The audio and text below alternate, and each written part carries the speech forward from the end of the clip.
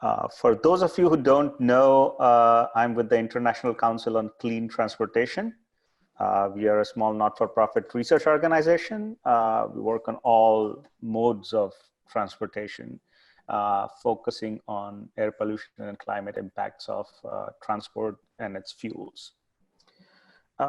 As far as a framework for thinking about vehicular pollution goes, I try to list the different ways in which we can think about reducing vehicular pollution. We need a variety of regulatory tools, fiscal incentives, non-fiscal incentives to get this done. And I've listed a whole bunch of policies, some of which are already making some progress, especially those where you see in yellow boxes or even some in green check marks, which things we have already accomplished.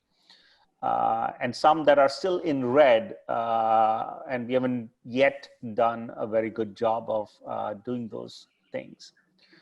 For the presentation today, I will just go into a little bit of depth about the more stringent tailpipe emission standards and how we might be able to bring better in-use emission control by looking at remote sensing, something that Anumita highlighted previously.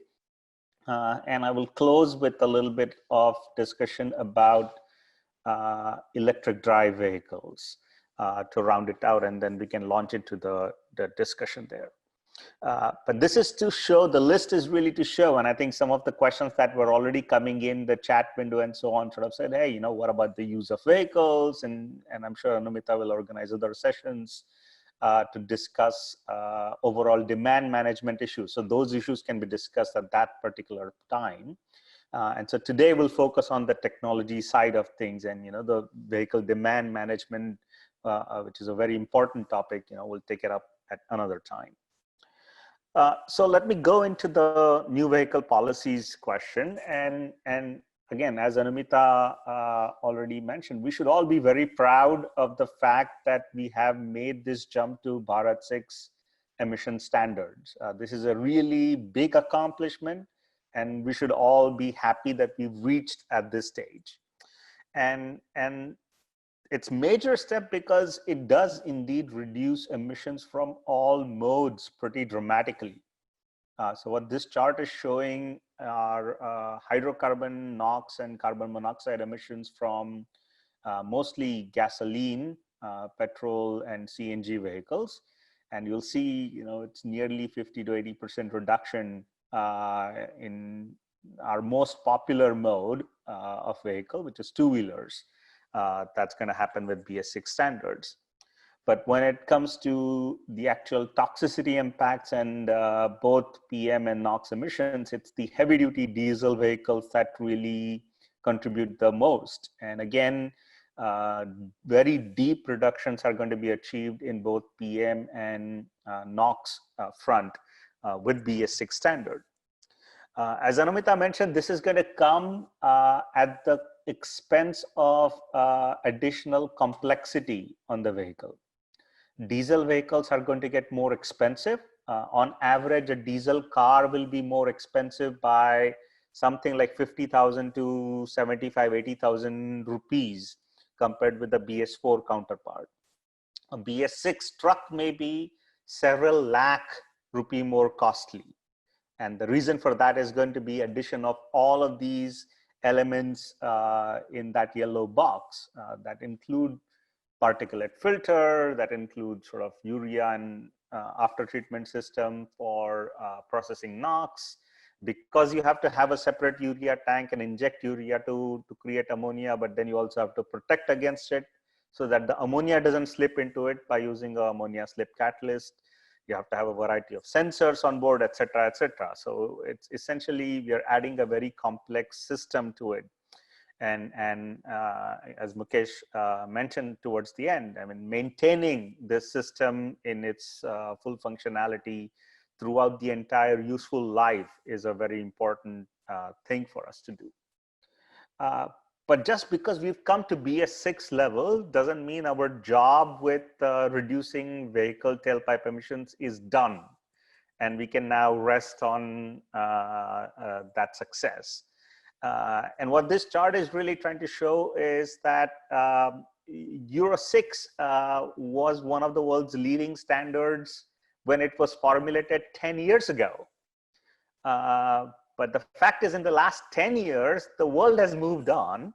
And so Euro 6 is no longer the world's leading emission standard. In fact, US has now implemented the tier 3 emission standards shown there in the bins as ULEV bin 70 and bin 30. By 2025, US emissions will reduce to about this tier 3 bin 30 levels, which are several times lower than the Euro 6 emission standards where we are currently today. Even China, which has adopted a modified version of the Euro 6 standards, has ensured that emissions from diesel and gasoline are not separate. And actually the emission limits are somewhat tighter than the Euro 6 levels with additional protocols for ensuring better real world emissions. So that is the first thing for us to remember, that we've come this far, it's a great job, but our job isn't done, and there is more to do in terms of tailpipe emission standards on vehicles. This chart is showing something similar for trucks. Again, Euro 6 limits are very low compared to the past limits, but the numbers that are being discussed right now in California, these are the CARB 2027 truck standards, are essentially another 80% reductions from the current levels. So that should give everybody a sense of what kind of technologically feasible emission reductions we are talking about. And this is very important because even though we'll reduce every vehicle's emission to a very small level with BS6 level, our absolute number of vehicles is still growing very rapidly.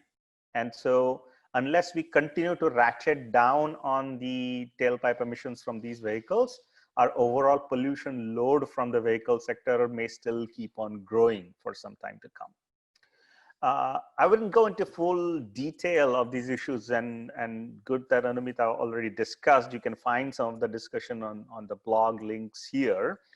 But there are more ways to strengthen the BS6 regulation that we currently have on the books to ensure that we get the full benefit of this. And the purpose of all of these changes listed on this slide is essentially to ensure that manufacturers design emission after treatment systems that are much more robust than they are currently. And not only are they more robust in that they can work very well across a wide range of operating conditions, that they are also durable across the useful life of the vehicles. So those are the two things to always watch and improve on, where we can do better in our regulations. And again, some of these issues with respect to implementation of BS6 regulations, we've already touched upon this, so I wouldn't really go into any depth, but I've tried to highlight a few ones that are really going to be important. Ensuring that all of these after treatment systems that are being posted are validated. That means having a very comprehensive in-use compliance program and verification of emissions in use. Ensuring that we are guarding against tampering. And then all of this really needs to be backed by a very effective compliance and enforcement program. Now, it's good that there are some moves already happening, and recently the Ministry of Road Transport and Highways has notified further procedures on recall for defective components, so on and so forth. So some moves are starting to happen in this direction, but there is a lot to do on all of these fronts listed here. But the second thing I will discuss is really on in-use vehicular emissions, because not just now that we at least have some reasonable confidence that the newer vehicles will be less polluting, we need to ensure that we are ratcheting down on emissions of all of the legacy fleet. And of course, there are revised PUC norms for BS6 vehicles that'll go forward as well. So that's fine. But we all know sort of the limitations of these PUC tests, and there's no need to sort of repeat that again. The kind of inspection and certification centers that are currently under development will have some ability to do what are listed as loaded mode tests, but there'll be only a handful of such centers across the country for a foreseeable future. So you can't really test all of these vehicles under these conditions. So what can states and cities do to look at the actual fleet on the road and to catch vehicles that might be extreme polluters? And that's where non-intrusive testing like remote sensing comes into picture. Because it's a setup that you can use to measure vehicle emissions from different vehicle types. You can essentially measure hundreds to thousands of vehicles every day that the setup is operational. And you can then use and process the data post facto to really find out which vehicles can pass a relatively clean screen and which vehicles require further, much more rigorous emission testing in use. And you can have this done essentially by setting up this type of a framework either above the roadway or across the roadway. And the vehicles don't really have to stop to do the testing. And essentially you capture a snapshot for a fraction of a second and estimate the amount of pollution that is coming from these. But one of the great advantage of remote sensing is that because we are collecting data on thousands and hundreds of thousands of vehicles, you can then distill that data down into by fuel type. You could sort of do it by emission standards level. You could do it by manufacturers of a particular type of vehicles. And you can go down and really think about a specific type of even model that is causing problem. And so it gives us a lot more ability to drill down into the data and finding where the actually polluting vehicles are coming from. So let me just close on this side of the part and spend a little bit of time on electric vehicle front. Again, a lot of these recommendations really were covered in Anumita's presentation, but there are a couple of additional thoughts that I want to table here for conversation. Just think back that the last round of auto fuel policy roadmap came to an end in 2010. And it took again several years after that for a new conversation to begin about the next round of auto fuel policy discussions. And it was not until 2016 January that the final decision was reached in terms of doing the Bharat 6 emission standards in 2020. So now that we've reached at the BS6 level today, as of today, we need to really begin conversation about the next round of emission standards, in particular Bharat 7 emission standards. Those conversations are already happening in European Union. And so we have ability to really piggyback on those and ensure that we get there without much delay. So let me spend a few minutes to close out the conversation about zero emission vehicles or electric drive vehicles broadly, and how different standards are pushing these vehicles into market around the world. And this chart is showing that excluding two-wheelers, now we've got more than 8 million of electric cars or trucks or buses around the world. Most of them in China, European Union, and the US. But now sales of these electric vehicles are really in millions of units each year. So they are no longer a fringe technology, and they are starting to become mainstream in certain parts of the world. And that's been driven to a great extent by continuously dropping battery prices. So this is the latest result from the BNEF survey that shows that as of last year, as of 2019, New battery prices had dropped by 85% in the last decade. And the current projections are that we'll have another at least a 35% reduction in cost in the next 5 years. So we'll essentially reach $100 per kilowatt hour type of pricing by 2023 or 2024 timeframe at current trends, which is going to make these vehicles very, very competitive with their ICE counterparts. But there is something else that is driving EV deployment, and that are either the zero emission vehicle mandates or fuel efficiency and CO2 standards. And this is a snapshot from the European Union. And what it's showing on the left-hand side is, because of all the lockdowns across European Union,